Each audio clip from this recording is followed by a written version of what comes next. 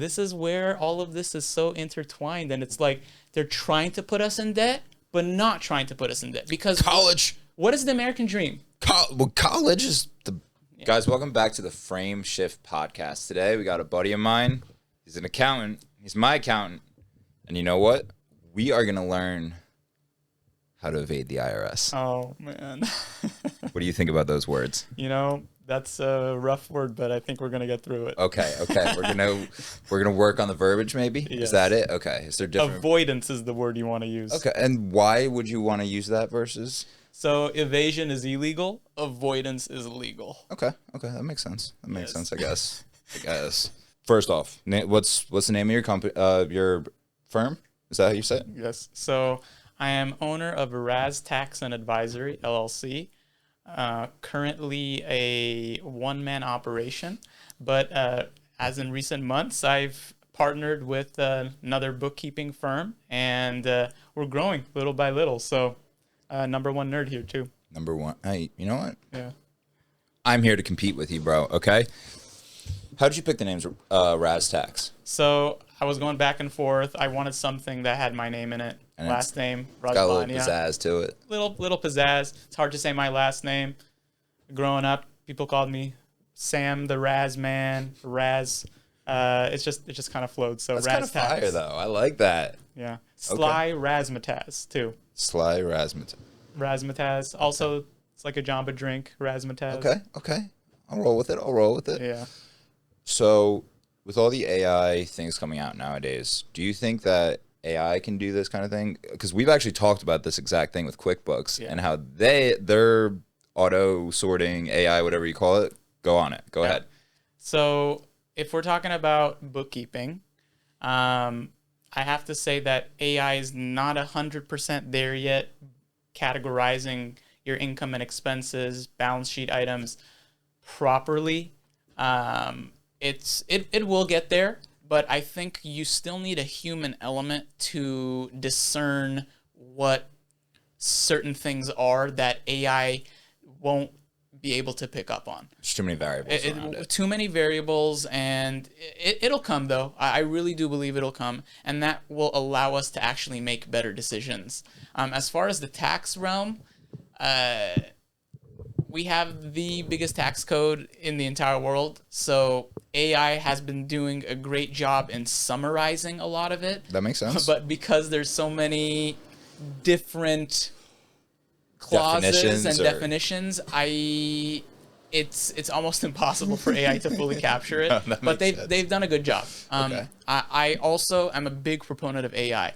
I'm not someone who shies away from it, because as the next generation, we need to be utilizing it to our benefit, right? I think it has a place. You know, right now it can be doing all the menial little tasks. You know, putting data in a certain table form or whatever, like things like that would take you hours and hours. You when I don't want to talk to you. You know what? You've done that before, haven't you? I plead the fifth. South Park just released an episode, I think, an AI. Do you watch South Park? Tell me about it. They released an AI episode where all the kids, a couple of the kids had girlfriends, and then they weren't texting the girlfriends back at all. And then they started having ChatGPT write the fucking text. And then all of a sudden the girls loved them, yada, yada, yada. And then it got bad. They were like, I think Stan was out to dinner with Wendy. And she started talking about how this one conversation they had was so meaningful. And when he opened up about this certain thing, it was so touching, and how it really, Stan's got no idea what was said. He wasn't reading what chat sent him. He was just copy, paste. It's the funniest episode. I'll send you a clip. I love that. You know what drives me nuts is I think this could be a little left leaning. I'm not sure. In the government, they talk about, like, they badmouth people who use AI, like teachers and stuff, or instructors or professors. Have you seen that now, where it's like, wait, we're promoting AI and now you're bashing them for using AI, and it's like, pick one.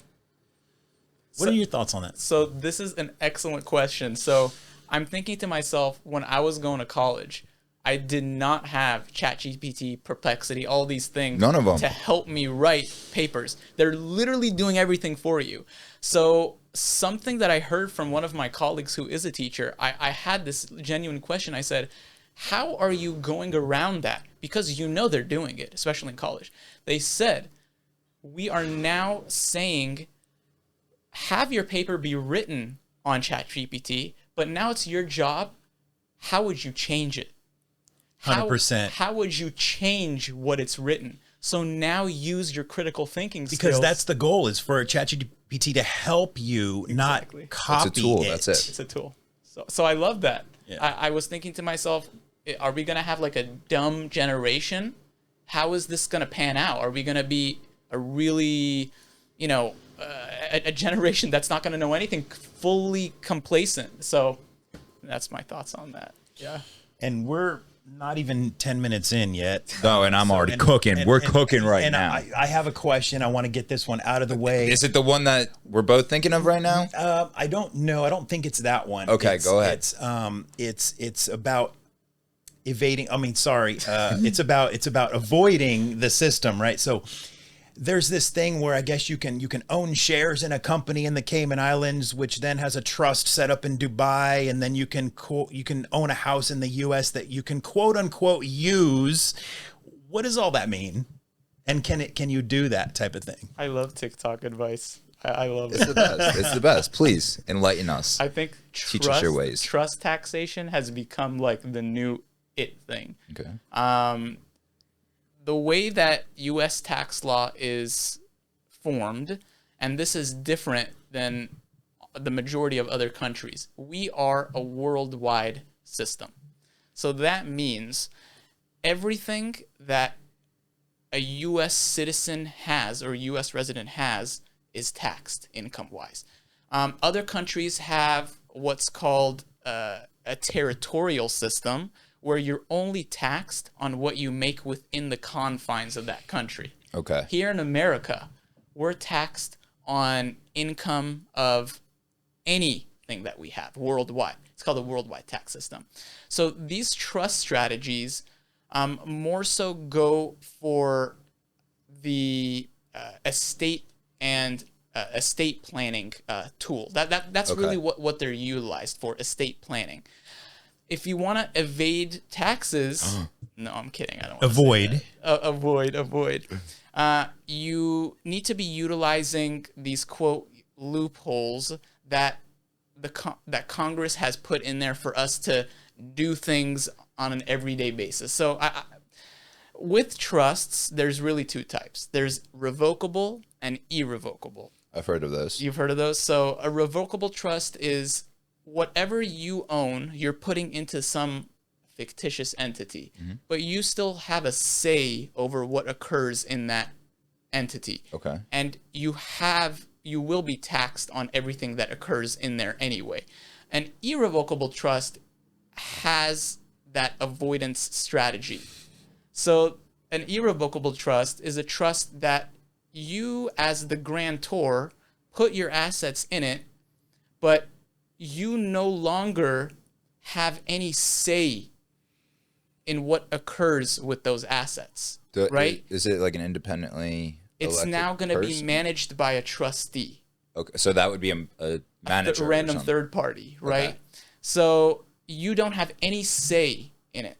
So you no longer have really ownership of it. That's kind of where people try to get away with stuff. They say, if I put all my things in an irrevocable trust, I don't own it. I don't have a say in what it is, so it's not mine. And that's where things get dicey. Okay. So hopefully that kind of makes sense. Okay. It's starting to make sense. There's We're getting like somewhere. a shit ton of trusts. Charitable remainder trust. What's called a qualified residence trust. There's something called a rabbi trust. There's a trust for everything. There's literally like 100+ types of trusts that do different things, but your strategies need to make sense with the type of income you have. And that's what you've really stressed to me is, I mean, my favorite example is if you're an online trainer, it doesn't matter what kind of car you have because you're not driving to go to your client. I mean, you would say it way better than me, but like, it's an interesting world out there. It's the Wild West in the tax world, in a sense. You don't even know where. I don't even. That's know why where we to got start. cowboys like you, bro. Cowboys like you. Have you heard of this Big Beautiful Bill? Let's talk about it. Break her open. Should we talk about that now? Let's do it. Let's do it. Yeah, I mean that was a little later down the outline, but let's let's talk about break it. Now. this I open. think this is a very interesting question. This has been my favorite one so far, by the way. Yes. The energy is on point, boys. 100%. And I love this. I was not expecting Josh to come in the pod. No, he's got his own mic for a reason. This is awesome. He's going to have his own camera soon. Me. I love it. Can't wait for that. I have more of a radio look, but no, I'm just kidding. One big beautiful bill. If this doesn't pass, will America go bankrupt? Or can America go bankrupt? Is that even a thing?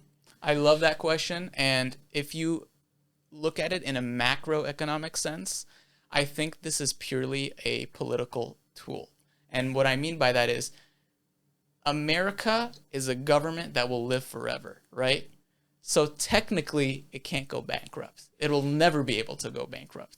But we need to put our finances in order so we're not wasting waste, fraud, and abuse, right? The three things that we always, that he's talking about.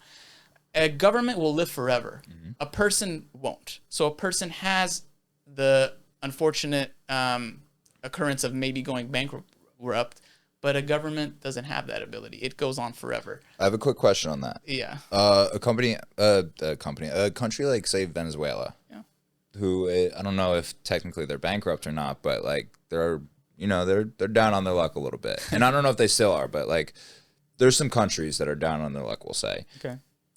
Did they also say they would never go bankrupt, do you think? Or is it just we're so large and we have such a large trade, like we're just such a large piece of the world puzzle, and that's why we can't really go bankrupt? I think it's the dollar too, right? The dollar is still one of the most strong currencies in the world, right? I have to say it's a mix of different things, but more so we have an independent monetary policy. Okay. We have the central bank that aids us in these kinds of predicaments. We have been balanced budgets before under different presidents, but I think with those countries, the politicians are much more they're all corrupt, right? They're all corrupt. There's a degree to every single one of them. But I think we have the intellect and the means to get ourselves out of these things, whereas other countries may not have the economic tools to do so, right? Okay. So, we are exporting and importing to almost all the countries in the world. So, you know how many countries there are in the world? Actually, isn't there like 200 and something? You're so close. It's like 227 or some shit. It's like 196. Okay, yeah, I knew it was. Yeah. I remember seeing that stat somewhere when I was younger. It's crazy, but it's not that many countries if you think about it. And it's crazy to think that the United States is the United States is one country, but each of our states is the size of a lot of European countries. Yeah. So, they might be dependent on each other, but they're also independently working as well. California having the 4th largest economy in the world. That's crazy to think about. Which is, I think, even bigger than Great Britain. Ha! Ha! Take that. Wow. Take that. So speaking of all these numbers, when did you decide you want to really, get into numbers and make this your career? So when I was in high school, we're going to go way back, Alec. Way back to the... You ready for this, Josh? I'm ready. So when I was in high school, I was actually terrible at math. Makes two of us. I flunked out of geometry. Really? I was really bad at math. Well, that's shapes. You're not making shapes at the IRS. It was proofs. What's wrong with isosceles triangles? Okay, when was the last time you said isosceles triangles? I know, seriously. I'm gonna name my kid isosceles, by the way. That might be a fire name. It's a Seinfeld line. Is it? Okay. I didn't watch that. When I was really terrible at math. Okay, set aside geometry, algebra, all of that. I just couldn't get it. The year that I flunked geometry, I retook it in summer school. Something clicked, and I said, if I want to be successful, if I want to have something in life and I want to make something of my life, I got to put my head down and read. Mm-hmm. When I actually read the material, I was like, this shit's fucking awesome. Am I allowed to cuss on this? Yes, Absolutely. you fucking are. Oh, shit. So I said, this shit's awesome. Numbers are life. Yeah. And I, after that, went to ACE, my AP Calculus class. There you go. And exams and everything. And I ended up actually majoring in mathematics in college. Where A did lot you of go? people don't know that. I went to UCLA, so not too far. Okay, that's a pretty good school too. I enjoyed it. It taught me a lot. At some, again, I loved math so much that I decided to major in it, but it was not a practical path for me as far as a career. Okay. I started to dislike the theoretical aspects of it. I got you. It was not tangible for me. Yeah. So I said, what's number related, but also human interaction and fun? Nobody would say accounting, but I came did. to accounting. Okay. But I did. So I took accounting classes, and the rest is history from there. So, when you were in school, when you were younger, were you into fitness at all? No. How did that combine now? Because now you're the fitness accountant. So how did you have your own podcast, Financial Fit? I don't know why I drew a blank there. That was crazy, guys. Financial fitness. This guy's even the producer guy. I don't know why. And that was Josh. rough. Shout out to Josh, by the way. Yeah. No, but yeah. So how did you make that your niche? How did you get into that as your niche? These are all great questions, Alec. I feel like whenever people say that, they don't like the question. No, they're great questions, and I know why. Yeah.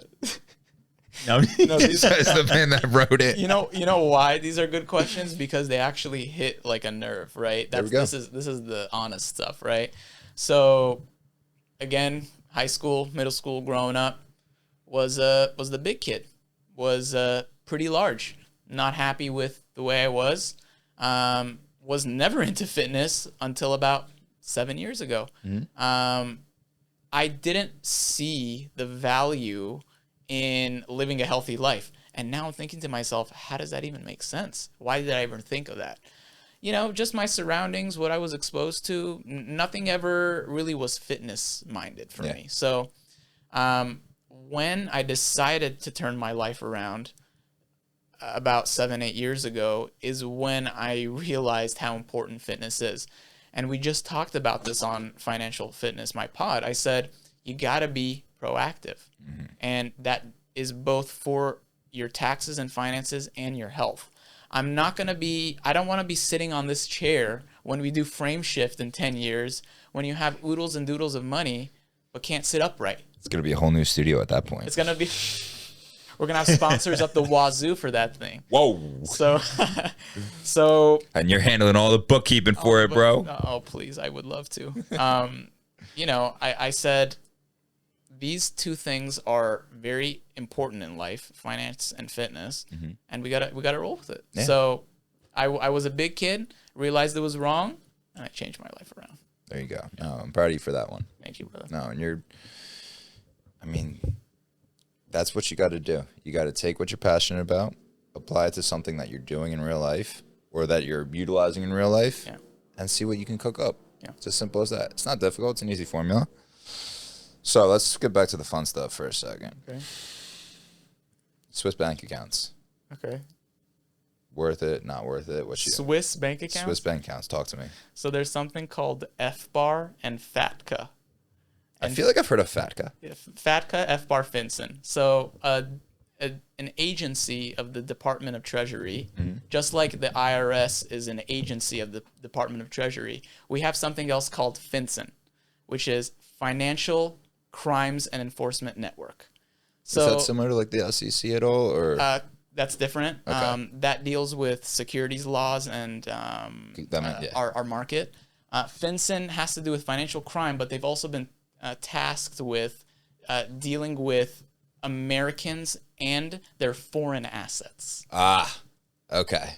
So this is the bank accounts. This is where America wants to know everything about you. That's the bottom line. The biggest penalty in the code is when people do not report their financial assets abroad. It's minimum $10,000 for any, let's say, bank account or real estate or investment that is done overseas as an American citizen or resident that is not reported to the IRS. Really? Now, there's two sides to that. If you're making income from the asset, that's going to be taxed here. But if it's solely an asset that you haven't gained anything from, it becomes a reporting requirement. So you just have to tell them, hey, I have a bank account at this. They actually need to know where it is, the name of the bank account number, and how much you currently have in it. They literally need to know everything. And could you put like keep like $5 in like for that week that you're reporting? Pull it all out. There's a minimum. So there's a minimum of $10,000, meaning. Okay, so we put 10K in and then take 5 mil out. And then after that month, after you report for that month, you just put the 5 mil back in.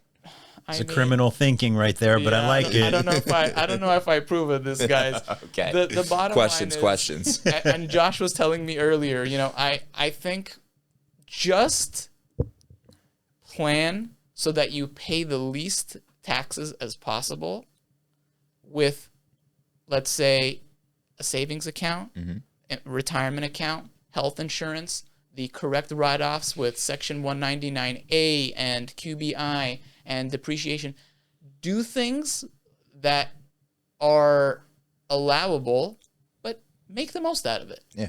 I think the more you go around and create entities and make more LLCs and even, let's say, what's called the Japanese KK, which is a type of C Corp in Japan. Okay. I've dealt with like multiple kinds of entities in so many countries. And this is what one of my professors said that I'll never forget. The more that you create, the more you're going to dig yourself into a hole. Okay. Wait, hold on. This is a good.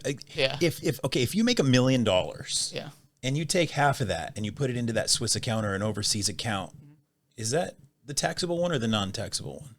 If you make $1 million in America and put half of it in a Swiss bank, is that? So if you netted $1 million, you're going to pay tax on the $1 million, and then you put $500,000 in. It's the holding account. It's just a bank. But then you have to go ahead and report that bank account. If the value of it is over $10,000, you have to report it. But how do you do it the other way then, where you don't pay taxes because any money you make is income? That's cash, and you just fly it in, right?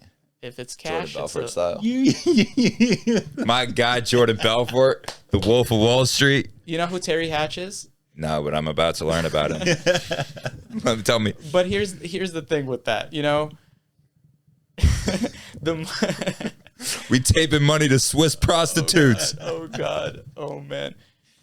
I see where you're coming from, but they've created a system whereby any U.S. citizen and resident has to be taxed on their worldwide income. Okay. Again, we're not a territorial system. Yeah. And I get that question almost every day.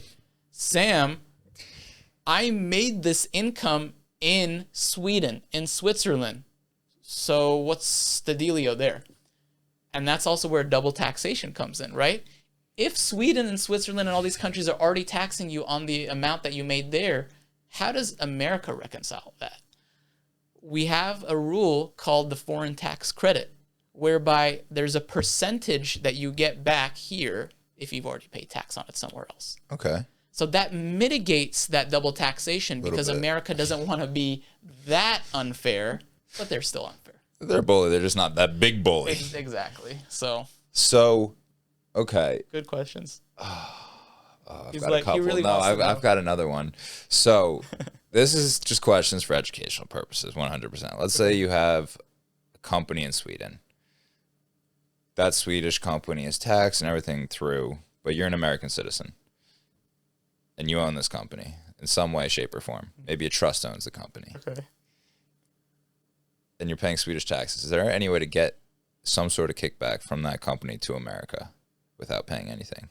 So there's something called the repatriation tax. I knew it. There's an answer for it. I knew it. So this is actually one of the more very complicated rules in foreign taxation. My goal is to get you caught in something. No. We have law firms that specialize in foreign taxation. There are CPAs, accounting firms that literally just do foreign taxation. It is so complicated that I won't even. Because you're dealing with other countries. Like when you're dealing with a company that has to, in another country, or we've talked and like that stuff. How do you go about learning said country's tax codes on top of this country's tax codes? I'm actually very fortunate in a couple regards. Early in my career, I specialized in private equity. So, and this is actually something cool to talk about. So, the first 3 years as an accountant, I worked for a company called Ernst & Young. It's one of the 4 largest accounting firms in the world. Okay. I was a subgroup in the financial services sector that specialized in private equity, hedge funds, venture capital, and real estate investment trusts. So the best way that I can explain this is, you know what Shark Tank is? Oh, I love Shark Tank. I was doing the taxes for those exact type of people. I was doing that for 3 years. And when you deal with those kinds of individuals, you have foreign investment, right? They're dealing with all of these holding companies in the Caymans, Japan, China, wherever it is, right? So I was fortunate enough to learn what was important enough to utilize for American citizens that maybe dabbled in it here and there. That's the same thing still applies, right? There's really 2 kinds of entities abroad. There's the C Corp style, which profits will get trapped there, or there is the pass-through type, which is usually what a sole proprietor is. Okay. You have the option of taxing an entity abroad in those 2 ways, but the C Corp style entity abroad has its own rules that sometimes, if certain thresholds are met, let's say Josh made $1 million in that Swedish company that he owns. Yes. And he didn't give a cent of distribution or dividend from that to himself in America. There are still rules that are called GILTI. It's called a GILTI rule. That's GILTI. That make you repatriate some of that and tax you on that as a dividend in America. Okay. So, yeah. Let's see if you can stump me on this. Now I'm so curious. I love that. I see what they're trying. We got a nice little agenda. We're learning today, boys. We're learning, boys. We're learning, boys. You think Doge is doing a good job?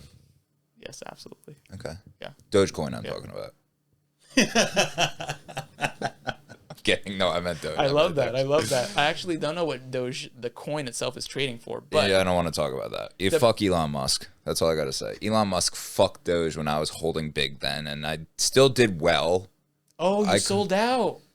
He was supposed to go on SNL and talk good about it, and then he talked bad about it, and it fucking tanked. That thing could have been $5. It fucking tanked? It fucking tanked. He goes to his fucking New Jersey tanked. on me now. Fucking tanked. Oh, man.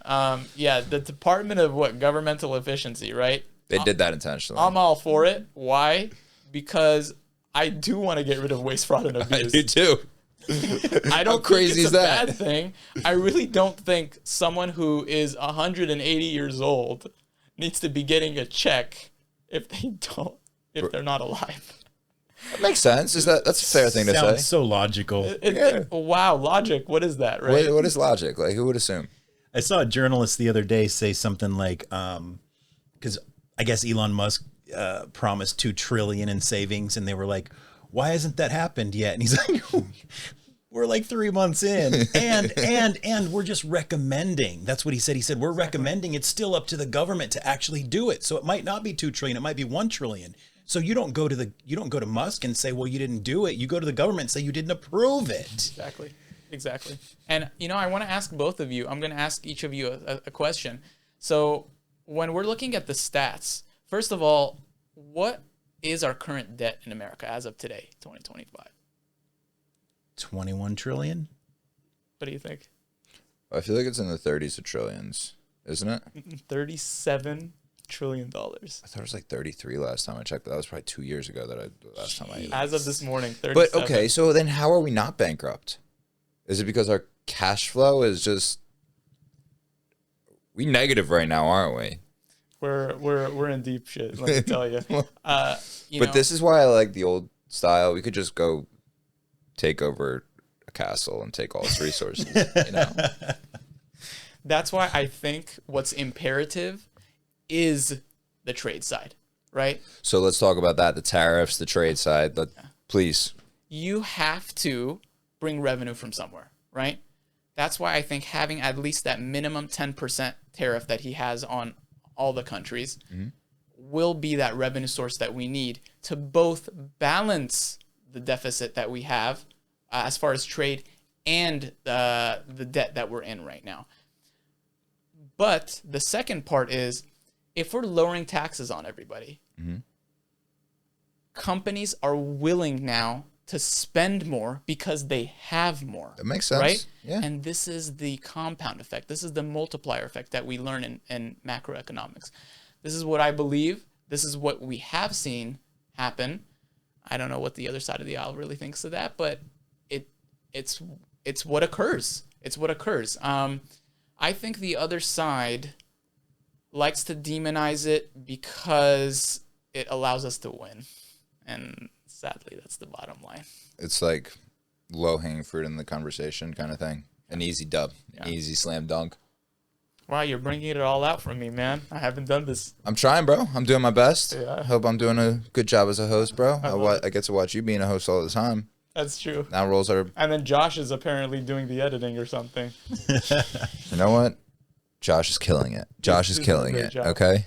Thank you. I wouldn't put him in charge of that position if he wasn't killing it. And he is fucking killing it. So my guy Josh. Can you both look directly into the camera and say that again, please? I was looking directly into the fucking camera, you Is it asshole. this one or this one? This is your camera, this is the wide, that's mine. Okay. It's good to know that America won't go bankrupt. And I think you said, I don't know if we said that before the pod started. No, that was on the pod too. Yeah, that was on Did the we pod. say that? Okay, so Yeah. we can't, in other words, we cannot go bankrupt. Yeah, we're not going to let it. So I have a question, not about bank. It's more like generic. Not generic. It's about credit score. So I have a good credit score. I think like close to 825? I think it was like a 775 or something, like Not in that bad. range. But I also don't. Obviously, I've got the rent for my apartment. Household bills. But I only have 2 credit cards, and they're not anything crazy. Like, so a lot of times I don't know how valuable my credit really is, in a sense. You know what I'm trying to say? Like, Yeah. Please enlighten me. So credit comes into play more so if you're maybe getting a loan, right? So if you want to buy a house, which, after a couple months of FrameShift going big, you're going to be able to afford that Hollywood Hills mansion. Exactly. Josh and I being roomies. There we go. Roomies. Content house up in the hills. Hell yeah, coming soon. C4, please sponsor us. Hey, C4. C4. And we'll blow it all up with some C4. I love it. If you're not going to be paying in cash, then someone needs to look at your credit worthiness, right? Are you even able to? Well, I do want to. Please don't forget where you're going. But are you even able to pay in cash like that anymore? Like, is that like it's still tracked, obviously, but it's still tracked. Like it. Okay. Yeah, there's plenty of billionaires and even millionaires that are paying all cash for something. Okay. But a lot of them are still using the idea of, let's say if that mansion in Hollywood is 25 million, they're going to get a loan for 20 of it or 18 of it and utilize the rest that they would have paid in cash for their investments, right? I gotcha. So you still have to be smart with it. And these individuals understand that because it's all about compounding, right? Again, I do want to say disclaimer, I'm not a financial advisor, so I can't be giving financial advice in this sense. I can give tax and accounting advice, but just a disclaimer. No, and I'll put that disclaimer in the description as well. No, in the whole description, so that you're covered for anything. Okay. So yeah, your credit worthiness comes into play when others want to loan you something, right? Okay. They have to see, okay, Alec is not in debt on his credit cards, is his credit score in a good range that he is paying things back on a regular basis, then we can trust him. It's great that you even have credit cards. Some individuals don't get that until like they're 40 years old. I know. Like, I was early to the game, but I was also late to the game in a sense. Like, my dad stressed it very much. He said, just go to. I was in Jersey. Go to TD Bank. Just get a secured credit card. It was like for $1,000, and that's I still have that card. But I mean, then I also have a Capital One or whatever that has a higher limit on it. But what are the differences between like the credit scores too? Because there's like 3 of them, right? And they're all so different from each other. Great question. You can have one is like Equifax, 700. FICO, right? Equifax, Experian, and TransUnion. There you go. Okay, shut up. I was close. But so one of them's 750 or 720, and then the other one's in the 600s, and it's like, why? Yeah. Do you know why? I actually don't know the answer to that. They have, what I learned is they each have their own formula. A formula that takes into account different aspects of your life, and it spits out a number that shows something. And That's crazy. It's funny though that a number basically tells other people your worth. Yeah. Right? Yeah. Your trustworthiness. You're Like, trustworthy. And we're probably one of the only countries that leans on it so much. We're a debt country. I didn't know that. We're Okay. a debt country. We are unfortunately pushing people to go into debt. And I don't like that. Yeah, no. But I don't like that. I like having the ability to raise yourself up, Yeah. but you shouldn't be encouraging. You want to know another controversial topic? Home ownership. Let's go there now. Is that okay? Let's go there. Go in. There are 2 philosophies on this. I don't know if you know who Grant Cardone is. Yes. You know, he's of the mindset that, okay, go ahead and rent for the rest of your life, you know, because the home that you're buying is not an asset. It's a liability.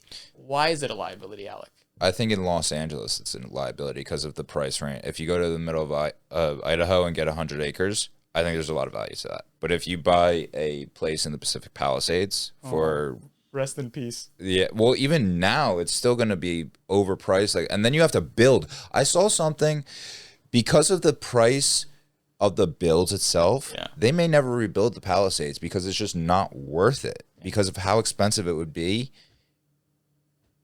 We're gonna see. But no, go off of go.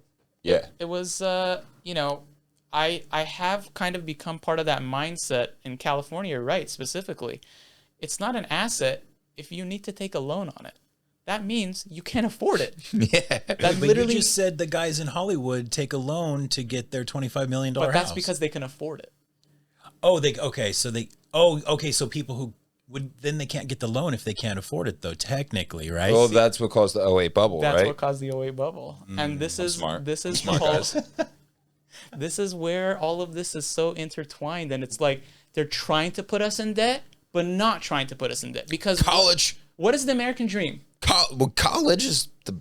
Yeah. Oh man, Charlie Kirk goes off on that too. He says college is a scam, and I'm starting to believe that a little bit. For believed it yourself, since I think 2002. for yourself, a doctor and a lawyer. Those 3. Yeah. You need college. Yeah. You know, tax code, you need to learn tax code somehow. Right. You need to learn how to do open heart surgery. Right. You know, you need to. Oh yeah, you can't just do that all willy-nilly. No, right? YouTube ain't gonna teach you right. Yeah. But like for myself as a video production agency owner, like I don't need college. Like it's my eye and it's my equipment and it's my network. You know, there's nothing. College, okay, I can grow my network. That's it. But college will teach you the history of Sony and Oh, the that's cameras. cute. And Fuck you. Damn, this pod really goes into Oh, that. I love it. I love it. We need the energy, boys. Yeah, that's awesome. Hey, I wanted to go back to Grant Cardone though, because Yes. you said he promotes renting over buying. However, he owns a ton of properties. And that's what all the comments on every post that he has, he's like, you're the biggest hypocrite alive. Because what people are saying is he's that private equity shark. Yeah. Well, that's exactly. He has an investment firm because I remember he was advertising in like 2021 or 2 or somewhere in that range where you would buy in for like, I think the lowest amount was like 5 or 10 grand or some shit. And then he would invest your money into the real estate. And then you take, you know. It's like he's telling everybody, hey, go ahead and rent because I'm going to own that and make all the money from the rent. So you should see the comments. It's always on blast. He says a lot of stuff, even about tax code, that's very controversial. But for me, if you can't afford it, it's a liability. And that's kind of the difficulty that I've been trying to wrap my head around of, I want to be able to own a home one day. And that's what I believe I hope will happen in the next 5-6 years. We should have an economy that allows all of us an opportunity. So, well, I think Jay-Z said this, or I heard it from Jay-Z back in the day, I think. Pre or post Beyonce? Probably pre, honestly. Okay. Honestly, probably about the same time. I don't know. But if you can't buy, like, I think he said, like, 3 of them or some shit, don't buy it. You see so many of these people buying watches and shit for their net worth is 60 and they just dropped 40. Fuck you doing?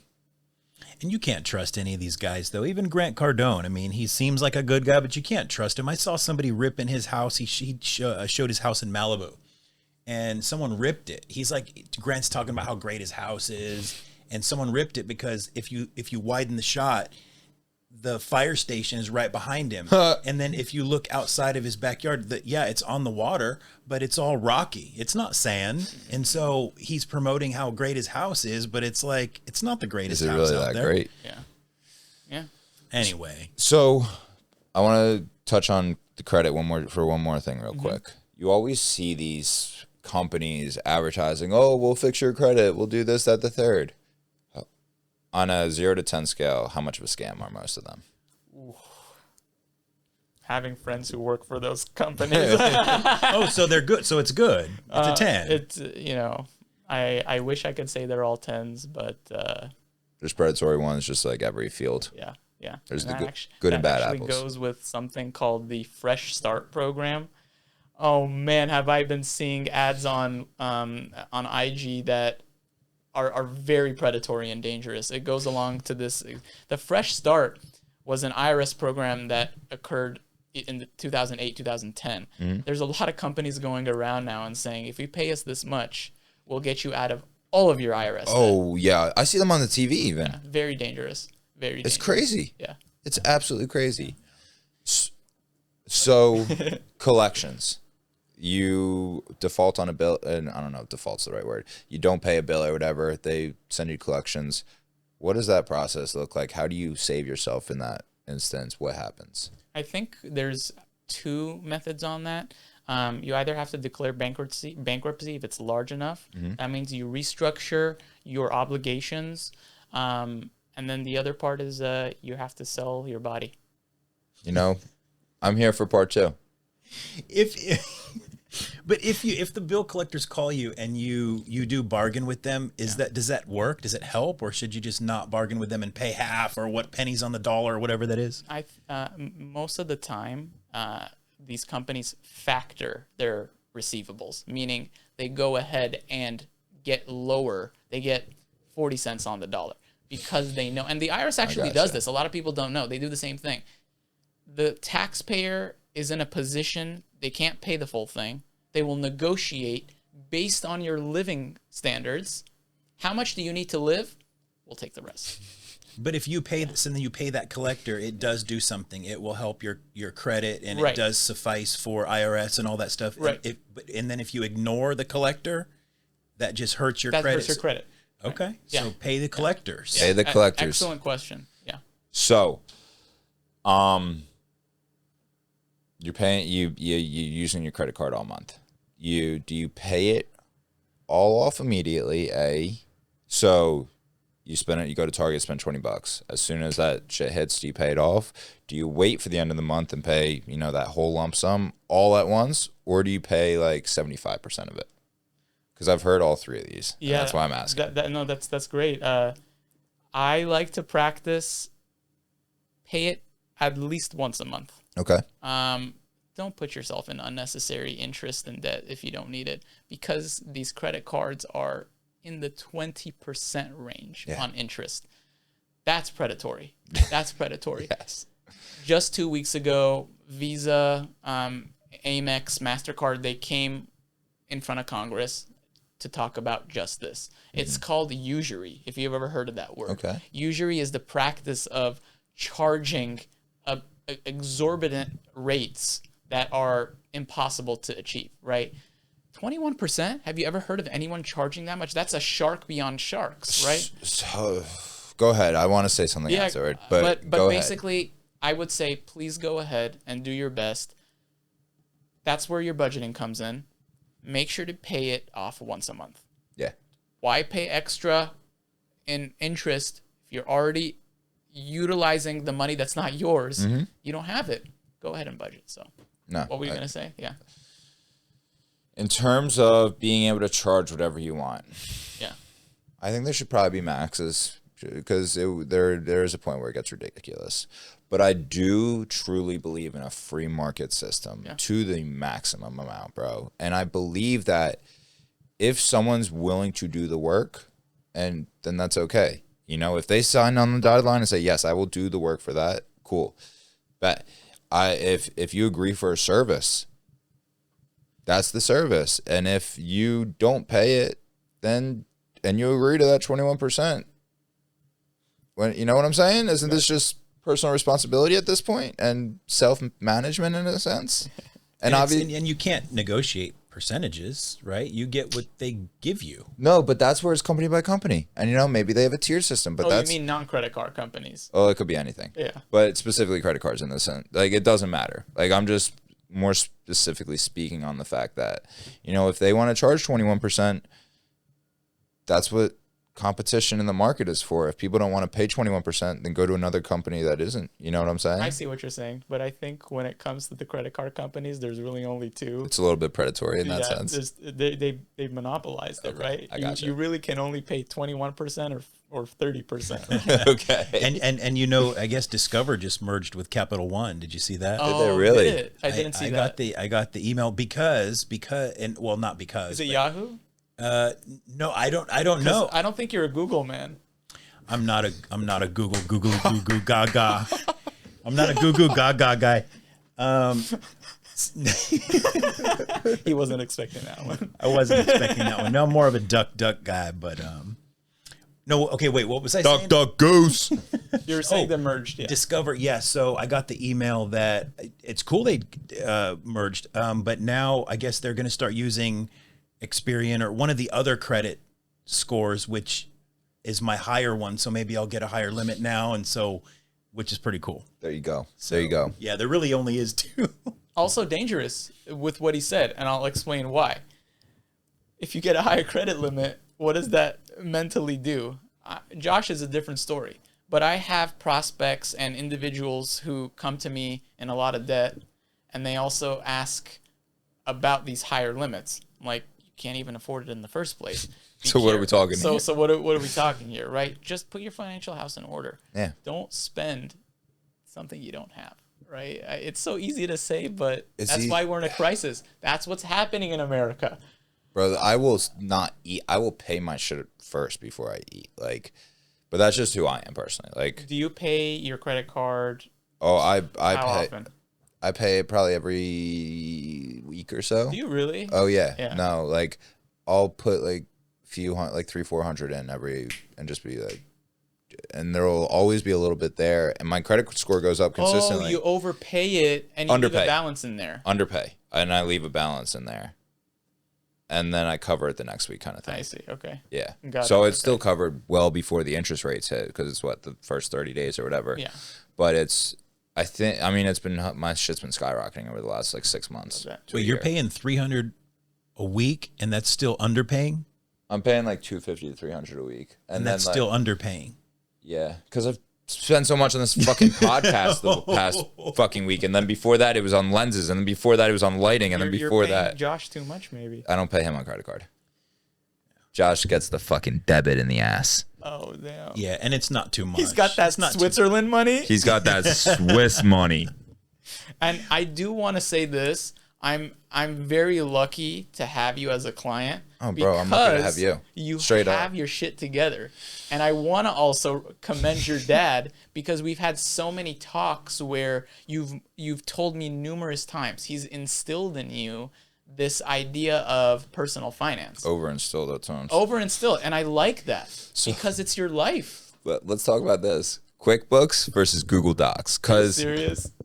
So random. This guy's a nerd. He's nerdier than me. that's what I said. I was going to out-nerd you. Yeah. Okay. So I personally love Google Docs. Yeah.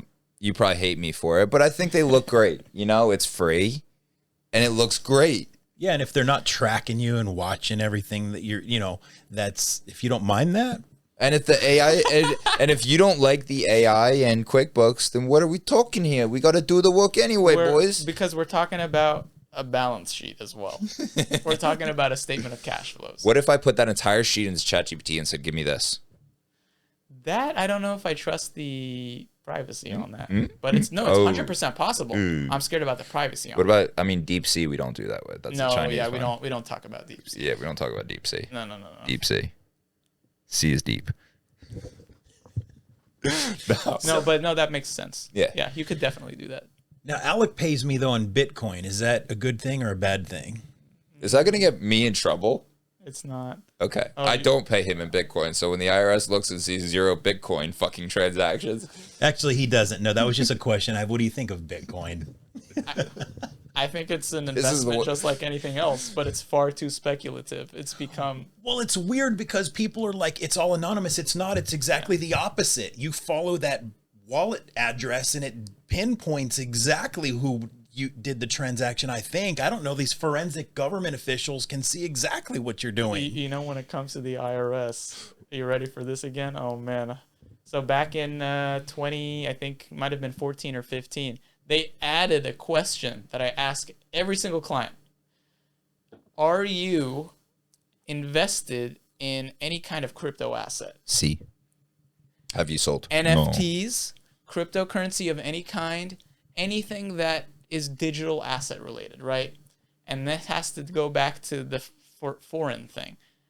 We have become a country that wants to know everything about everything, and that's very dangerous. So when I ask that question, a lot of people aren't ready for that. We now have 1099s that are issued by Binance and Robinhood. That wasn't the case 4 years ago. Yeah. People were getting away with shit from their crypto, but crypto, in terms of the IRS's view, is it's exactly like a regular currency, but it's not going to be it's going to be taxed like a stock. So it's like it serves two functions. If I pay you in crypto and the value of it today is $100, but then tomorrow the value of it is $99, you actually have to be taxed on what the value of it was when I paid it. So that's what makes it a very dangerous thing. Okay, wait. But what about in the opposite direction? So what if we do it at 100 and it goes up to 1,000? Am I paying on 1,000 or on 100? You're paying it on the value of that date. Oh, so that's why someone like Odell Beckham was actually smart to do. I don't know when he sold or anything, but he took his payment from the Rams in Bitcoin, I think. And this was back when it was still running up. I don't know when he sold it. Like I don't know the details. It's but the fair market value on that date. So instead of paying it on say $1 million, he could have been $500,000. It ran up to $5 million. But then now this is why it's considered property in IRS's eyes, and they did this on purpose. So you paid taxes on that 500,000 or whatever, not the million amount, right? Mm-hmm. But you actually now have an asset versus cash. You don't sell cash. If you sell that asset, then on the date that it was sold is when it's going to be hit with the capital gains on whatever that date is, right? Do you know anything about the SEC and Ripple lawsuit that was settled recently? Tell me about it. I was honestly going to ask you for your clarification. No. But apparently that was because that's been going on since like 2018 or some shit like that, and it was just recently finished up. The CEO of Ripple, the company that made XRP, something like that. I don't know. He was just on CNN like 2 months back after that lawsuit was about to go down.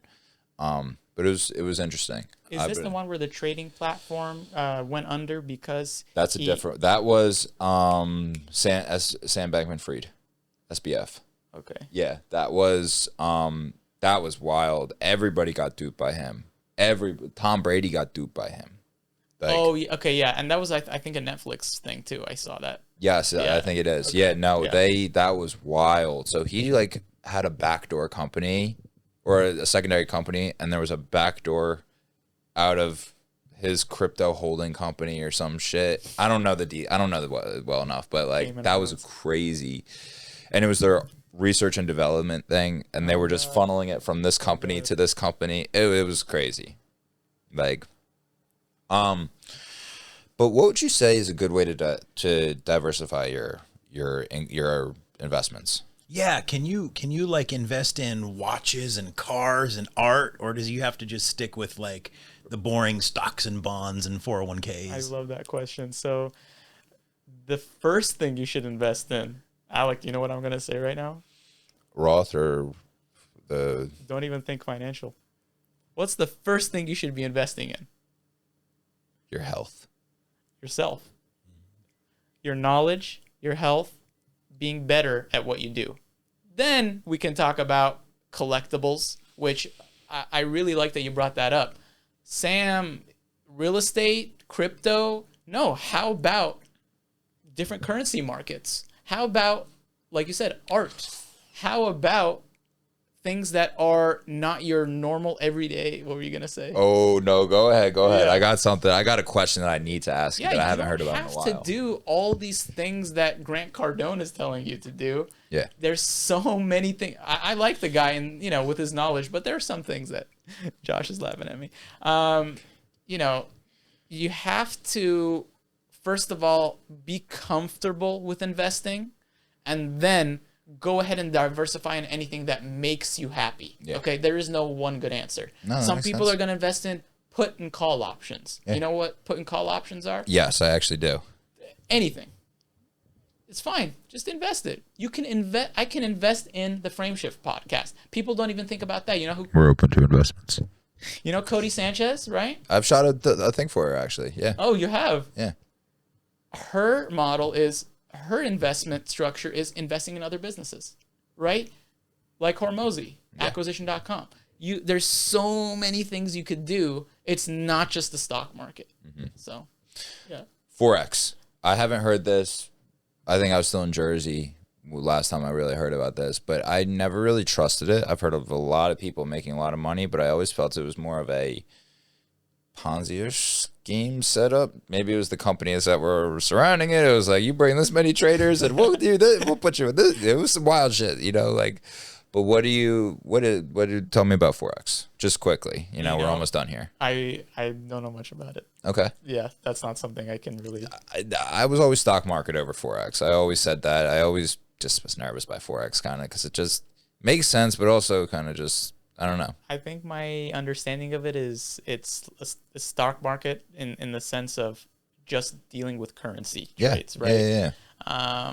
Maybe you buy the Japanese yen for something, and then the next day it's up because of our fluctuating currency rates. Yeah. I'm not 100% sure how No. that swaps and forwards, and I don't know. That's a whole other thing. It's a whole I'm trying to learn every day, brother. Bro, there's so much out Yeah. there. So when you're not crunching numbers, what are you doing? This is my dating profile now. Yeah, why not? Let's Is it when you take your shirt off? yes. Oh, guys, no. Oh, that's on Patreon, guys. Guys, we're Patreon coming soon. Well, no, I mean, what are your subscription. what are your hobbies? When you're not doing crunching numbers, are you on like Grinder or Tinder? Or, are you doing the Tinder thing? Or? Oh man, I have a nerdy when I'm not an accountant thing. I love languages and cultures, so I learn different languages. So my hobby is I speak 4 languages. Okay. So Fluently or like? I speak 3 languages fluently, and I'm working on the 4th as There you go. almost fluent there. Okay. I love languages. I love cultures. So my hobbies would be I like to travel to different countries, learn their language, their culture, and study up on the languages I already know. It's just I love being able to communicate. No, it's with amazing. different people. So Yeah. and then besides that, hiking. We're in LA. I just went to the Hollywood sign the other day. So similar. Yeah, I love that. Bro. Yeah. For me, it's history. I love history and hiking. Like, I grew up going to Maine with my family. And, like, northern Maine, like, in the mountains and the woods and shit. And we would just hike. It's the only thing to do. Alec has never been to the Hollywood sign either, so we're going to Oh, you haven't? No, I do Runyon all the time and Griffith occasionally, but I've never done... Holly Ridge Trail. Gone on it like 1,000 times. It's I've amazing. driven up there about to go because it's like at the end of a neighborhood. Yeah. But you got to take like an Uber because there's nowhere to park pretty much. No, you have to take the... There's parking. There's plenty of... There's parking. I'll show you the secret. We'll go. Either one of us will show you Yeah, the the three of us will go. And his picture's on the picture's on the wall, too, so we have to get you. You're right. How great is this pic? Oh, yeah, there it is. It continues. Yeah. Okay. By the way, the guy who... I read on articles, the guy who is in charge of maintaining the Hollywood sign makes about $250K a year. What a good job. Crazy. Yeah, and I told him that right there on the right side, actually, the security are there. And if you breach that space, they get on that horn and they start telling you to get out. And if you don't, the helicopters come. It's crazy. It's more secure than, I don't know. Fort Knox. Let me tell you. Exactly. I broke in Fort Knox one time. You don't want to do that. Oh, man, these Jersey kids. These Jersey kids. I'm so curious now, though. You didn't mention what languages, and one of your fluent, that you're the most fluent in. Can you look to your camera and can you actually answer the question in that language? How do you feel about Doge?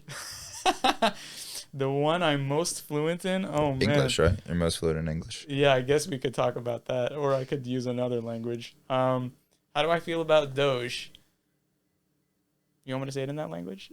In like what are other like Armenian, like some other Farsi. Farsi. This guy thinks I'm Armenian, man. Oh yeah, Sorry. I'm Persian. Yeah, sorry, Farsi. No, but you are. Should we outcast? Yeah, I am. Yeah. Should we outcast Josh for saying that? I think we just cancel him straight up. Actually, I was just playing. I was like I did with Grindr, Tinder. I wasn't quite sure on that one, but this one I was like, Persian. Grindr, Tinder. This guy's all up. That's because he's on Grindr. Part-time work. Doge, I think is doing great things.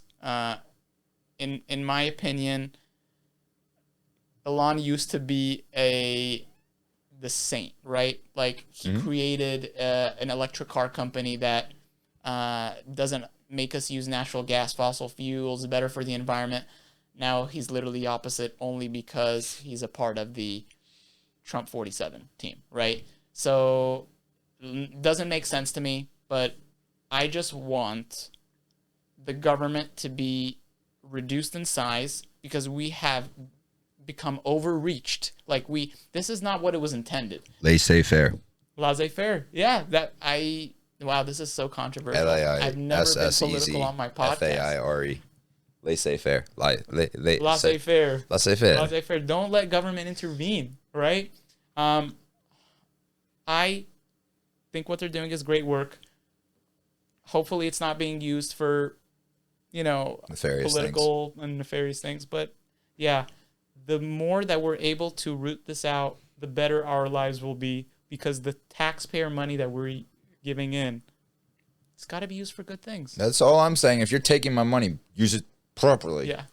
People don't care that they're being taxed off the wazoo, honestly. It's the fact that it's being wasted. And honestly, that's what grinds my titties.